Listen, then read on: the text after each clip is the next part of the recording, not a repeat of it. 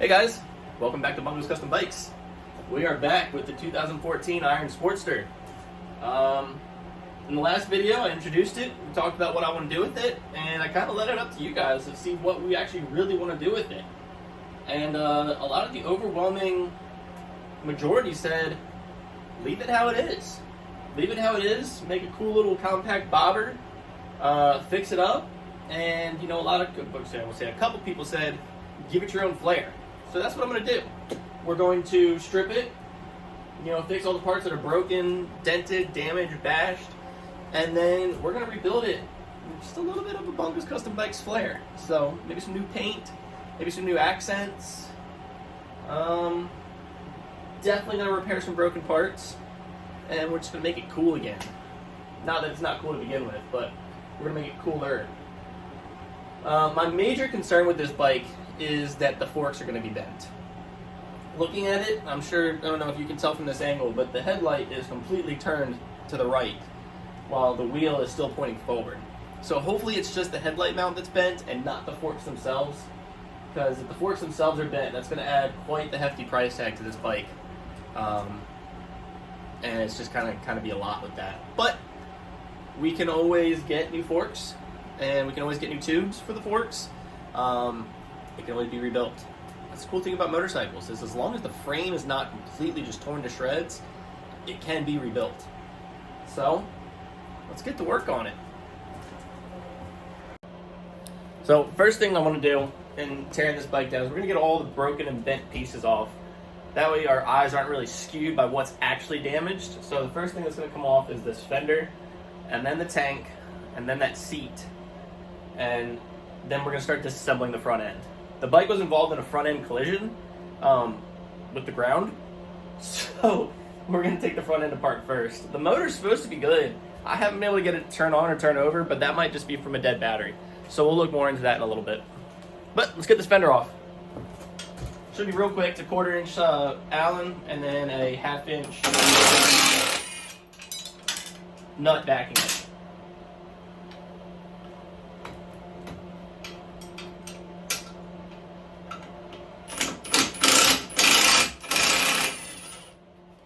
All these people that have bolts named after them, like Phillips and Allen and Flat.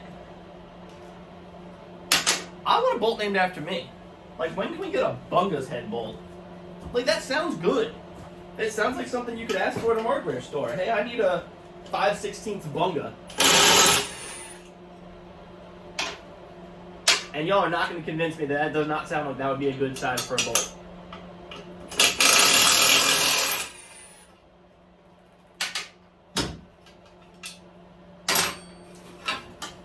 Alright, so as you can see, that is all types of bent up. I might be able to straighten it, honestly. I'm sure I can straighten it. Yeah, we're going to straighten and reuse this, so that's not going to get tossed.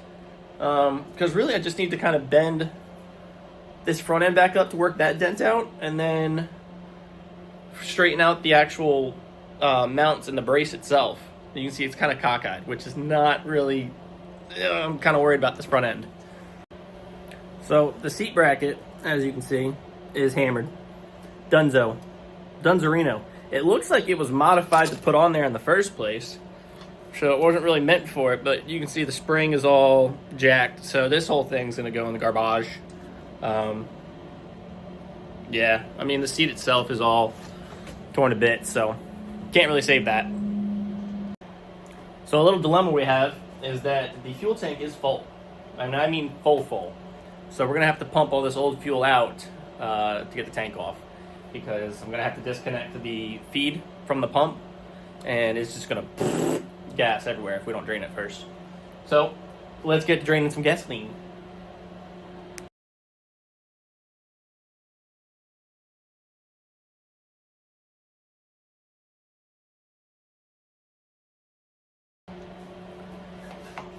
God, that's boring. Anyways, it's empty. Let's get it off. So the fuel tank's off. This is where it plugs into the pump. This is the pump itself. This wire goes all the way down deep into the harness. So we're just going to pull it. I'm starting to find out why it's not starting. there's a lot of chafed wires that are just exposed. Like this ground wire right here is just exposed. Bare insulator. So I'm going to do my best to try and wrap these wires again so that I don't have to redo a whole harness. But we'll see. So once you get the 5 T25 Torx bits out of the bottom of the pump, it kind of just slides right out. Make sure you take the rubber gasket with it. And then you've got, your float indicator. And this also works a lot better if you've removed all the gas, which fortunately I did. Yeah. You got to kind of work it past all these little zip ties and everything here. And there she goes. Fuel pump. Rubber gasket, which should be replaced when you replace the fuel pump. Obviously, we're going to test this pump, make sure it's still good after finding those bare ground wires. Horribly mangled fuel tank. Trash pile. So when I was talking about pinched and crimped wires, this is, you can see some more here. It looks like it's just when the fuel tank got crushed down, it pinched a lot of these wires, including some of the ones on the fuel pump. Let's see if you can see it. You can kind of see that bare ground there. Got kind of rubbed in. So that could be very well part of why it doesn't want to start or even give us kind of any type of ignition. But we'll keep looking into it. Let's take the front end apart now. So in getting this front end apart, I really just want to take the wheel off and then slide the forks out of the trees, because that'll tell me if the forks are bent, if the trees are bent. The wheel seems to be good, so that's good. But we're gonna get the forks out of the clamps and we'll go from there. So as I'm taking this wheel off, I'm kind of thinking, what if the spoked wheels, like the wheels with the spokes on them, that came with the old shovel head, fit on this? That would be pretty cool. Give that nice classic look. I could spray it black to match that murdered out look that I want to go with this. Let's see. As long as it's a 3/4 inch axle, it should fit. Let's find out. That ain't good. So the more I'm looking at it, it looks like this left side fork is in fact bent right about here. So we'll see if maybe we can get new tubes for it, because maybe a little bit of like a 2 under, that might be kind of cool. But I'm pretty sure it's bent. We're gonna get it all the way out and double check, but that alignment just ain't good. So I don't know how well you're gonna be able to see this. Shoot, you can already kind of see it. It's bananaed, but the best way to check, get yourself a known flat edge. So in this case, I'm using the square. Put it right up against that fork tube.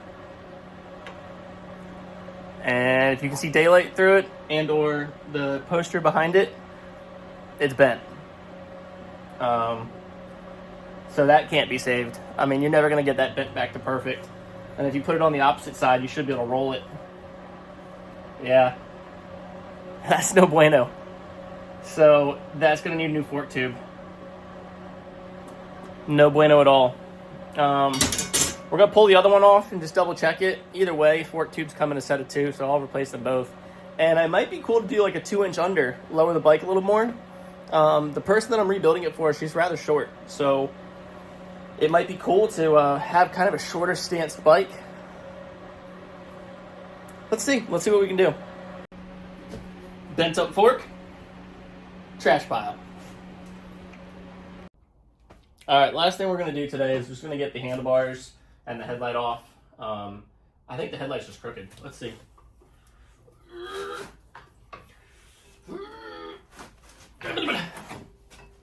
It's definitely crooked, but I'm too weak to straighten it. So we're gonna get the headlight off, get the handlebars off. She wants something a little different for the handlebars, so the handlebars aren't messed up, but we're still gonna replace them. So let's get that done and then we'll call it a day. Out here looking like a cyclops and whatnot. These are bent too. You can see it's like folded right there. So these are going to be no bueno. But I'm going to get the same bars, and that's how they're normally supposed to sit. I'm in the way. But I'm going to rock them down and back. Like I said, she's a little bit shorter, so having them back kind of gives you that flat bar bobber look, but it'll make it a little easier for her to grab. So we're going to get the same bars. I believe they're Enduro bars. And, yeah. But that's it. So that's all I got for you guys today. It's torn down. It's about where I want it. And now we're going to start rebuilding. So we got to wait for parts. We'll get some parts in. And then we'll start putting it back together. It needs to be cleaned. So I'll probably take it out somewhere and spray it with a hose. Get some soap on it. It's just covered in dirt and grass. And then we'll decide on paint. We'll paint it. As always, we're going to do a dry fit. We're not really cutting or welding anything on this one. But we're still going to do a dry fit, make sure everything fits how we want it with the new forks, new tank, all that. I've got a list of all the parts it needs. It's a rather extensive list. But I hope you guys enjoyed this video. There might have been some useful information, maybe not. Hopefully you got a little bit out of it. But anyways, as always, friends, stay riding.